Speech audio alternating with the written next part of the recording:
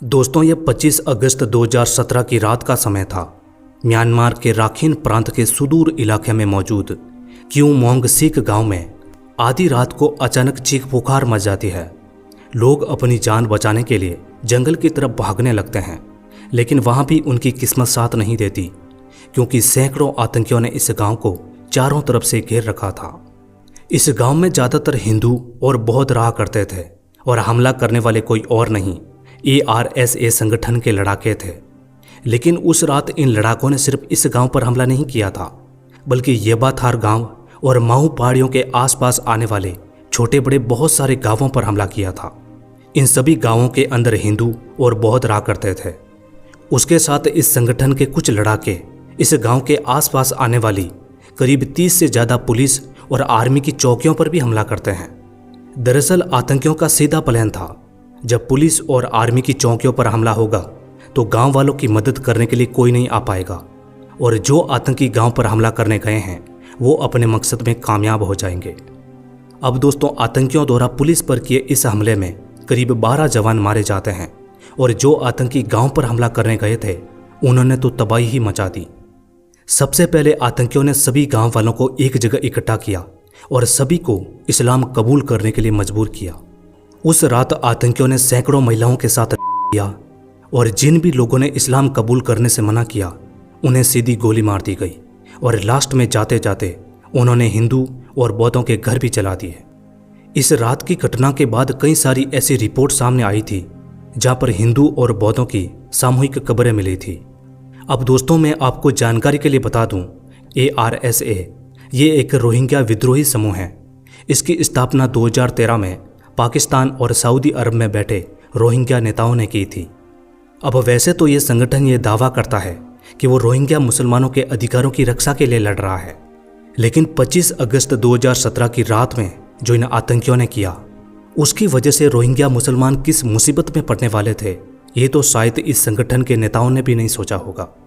क्योंकि दूसरे दिन ये खबर पूरे म्यांमार में फैल गई, और वहां रहने वाले बौद्ध नेताओं को ऐसा लगने लगा कि ARSA भी दुनिया भर में फैले इस्लामिक टेररिज्म के रास्ते पर चल पड़ा है, और यदि इसको जल्दी नहीं रोका गया तो ये लोगों की इसी तरीके से हत्या करेगा।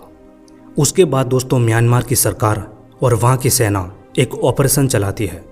इस ऑपरेशन का नाम रखा जाता है क्लीयरेंस ऑपरेशन। अब दोस्तों, कहने को तो ये ऑपरेशन ARSA संगठन के खिलाफ था, लेकिन 2017 में म्यांमार में क्या हुआ था ये तो आप में से बहुत सारे लोग जानते ही होंगे, क्योंकि सेना द्वारा छेड़ा गया ये ऑपरेशन आतंकियों के खिलाफ ना होकर वहां रहने वाले रोहिंग्या मुसलमानों की तरफ हो गया था।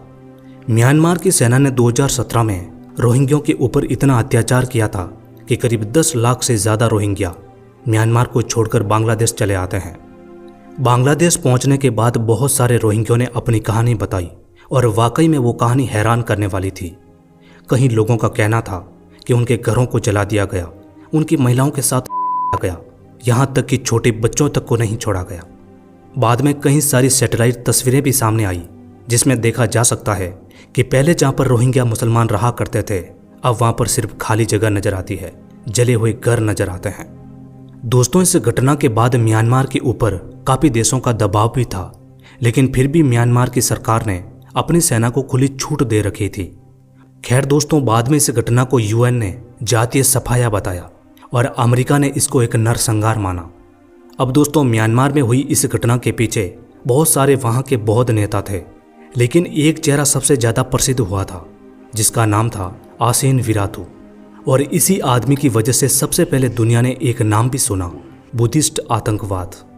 लेकिन दोस्तों, अब सबसे बड़ा सवाल ये उठता है कि जिसे दुनिया का सबसे शांतिप्रिय धर्म माना जाता है, यानी कि बौद्ध धर्म, तो आखिर म्यांमार के बौद्ध रोहिंग्यों को क्यों भगाना चाहते हैं? क्यों ये शांतिप्रिय लोग इतने ज़्यादा गुस्से में आ गए? अब दोस्तों, आप में से बहुत सारे लोग जानते होंगे कि हमारे भारतीय महाद्वीप पर जितनी भी समस्याएं हैं उनके पीछे कहीं ना कहीं अंग्रेजों का हाथ है, और इस समस्या के पीछे भी अंग्रेजों का ही हाथ था। दरअसल ये बात है 1824 की, जब ईस्ट इंडिया कंपनी ने बर्मा यानी कि म्यांमार पर कब्जा कर लिया और उसे भारतीय साम्राज्य का हिस्सा बना दिया। उसके बाद अंग्रेज अपने फायदे के लिए आज जहां पर बांग्लादेश है, वहां से हजारों रोहिंग्या मुसलमानों को म्यांमार के राखीन प्रांत में बसाना शुरू करते हैं। ताकि ये लोग वहां जाकर खेती और मजदूरी कर सके।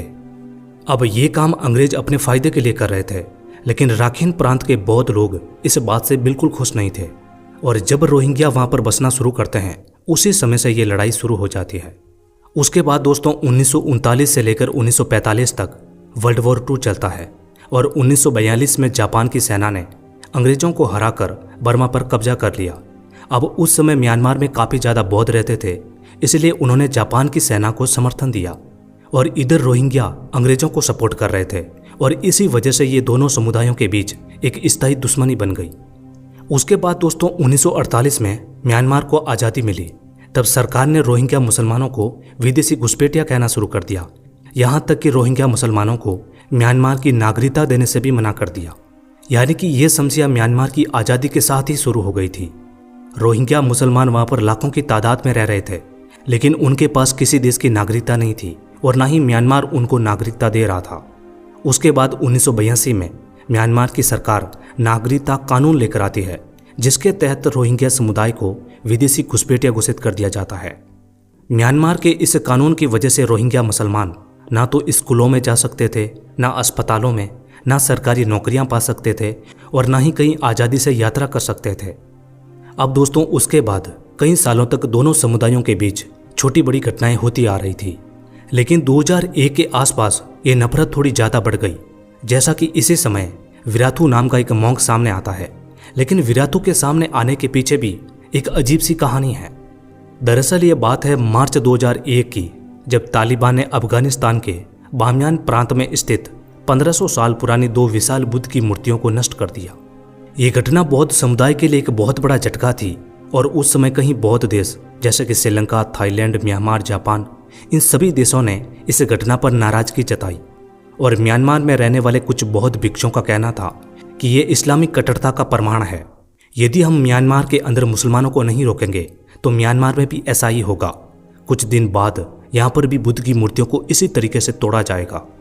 अब दोस्तों वहाँ के नेताओं के ऐसे बयानों की वजह से रोहिंग्या और बौद्धों के बीच और खाई बड़ी होती गई और इसी के साथ बौद्ध समुदाय ने एक आंदोलन भी शुरू कर दिया। इस आंदोलन का नाम था 969। वैसे मैं आपको इस संख्या का मतलब भी बता देता हूँ। 9 का मतलब है बौद्ध के 9 गुण, 6 का मतलब है बौद्ध की शिक्षाएं और 9 का मतलब है बौद्ध भिक्षु समाज। अब दोस्तों 2003 में इस आंदोलन से विराथू जुड़ता है और उसके बाद इस आंदोलन को और ज़्यादा हवा मिल जाती है। इस आंदोलन के मुख्य संदेश ये थे कि कोई भी आदमी मुसलमान की दुकानों से सामान ना खरीदे और जितने भी बौद्ध व्यापारी है वो अपनी दुकान के सामने 969 नंबर लगा कर रखे, ताकि बौद्ध लोगों को इस बात का पता रहे कि वो किस दुकान से सामान खरीद रहे हैं। इसके अलावा बौद्ध लड़कियों को मुसलमानों से शादी करने से भी मना कर रहे थे और उसके साथ आंदोलन का सबसे मेन मकसद था कि वो सरकार पर दबाव बनाएगी ताकि वो रोहिंग्या मुसलमानों के खिलाफ सख्त कदम उठा सके। अब दोस्तों जैसा कि 2003 में विराथू इस आंदोलन से जुड़ता है, उसके बाद इसने कई सारे विवादित बयान भी दिए, जिसकी वजह से कई जगह पर हिंसा भी भड़की और यही कारण था कि 2003 में सरकार इसे गिरफ्तार करती है और 25 साल की जेल की सज़ा सुनाती है। खैर बाद में 2010 में विराथू ने माफ़ी मांगी, जिसकी वजह से इसे छोड़ दिया। उसके बाद दोस्तों मई 2012 में म्यांमार के अंदर एक खबर काफ़ी ज़्यादा फैल गई।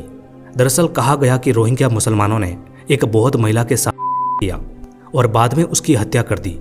इस घटना से पूरे राखीन राज्य में तनाव बढ़ गया और बौद्ध समुदाय ने रोहिंग्या के गांवों पर हमला करना शुरू कर दिया।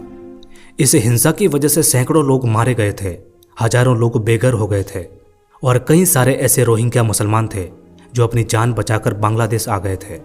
अब दोस्तों 2012 की इस घटना में सैकड़ों लोग मारे गए थे और इस घटना का मास्टरमाइंड माना जाता है विराथू को। उस समय विराथू काफ़ी प्रसिद्ध हुआ और 2013 में टाइम मैगजीन ने विराथू को the face of Buddhist terror कहा था।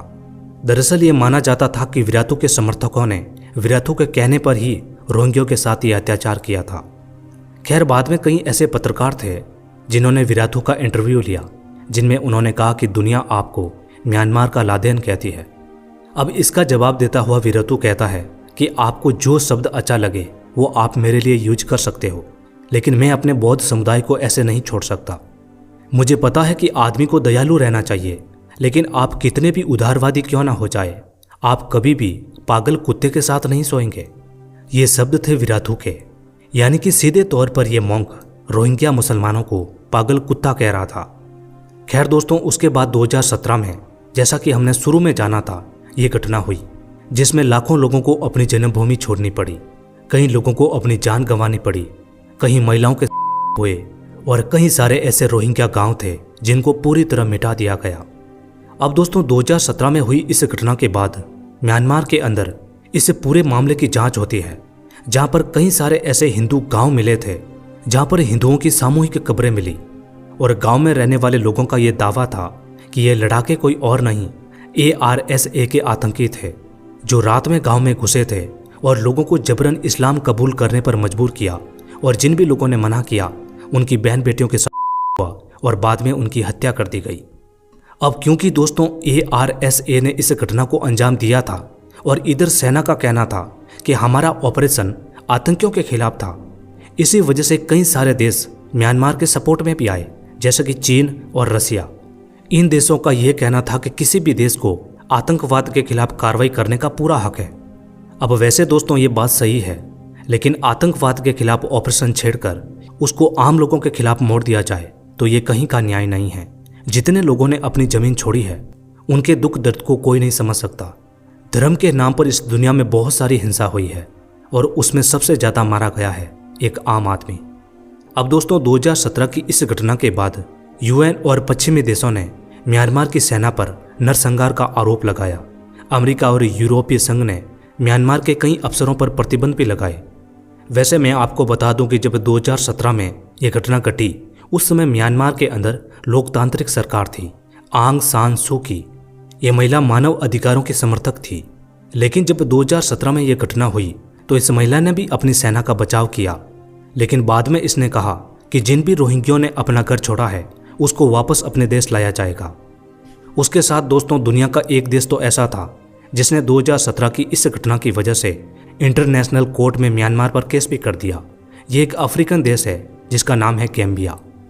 दोस्तों 2021 तक म्यांमार में लोकतांत्रिक सरकार थी, लेकिन 2021 में सेना ने सत्ता पर कब्जा कर लिया और अब कई सारे देश ऐसा भी मानते हैं कि रोहिंग्यों को वापस म्यांमार भेजना और ज़्यादा मुश्किल है, क्योंकि आंग सान सू की सरकार रोहिंग्यों को वापस बसाना चाहती थी, लेकिन सेना ऐसी नहीं चाहती और शायद यही वजह थी कि म्यांमार में तख्ता पलट हो गया।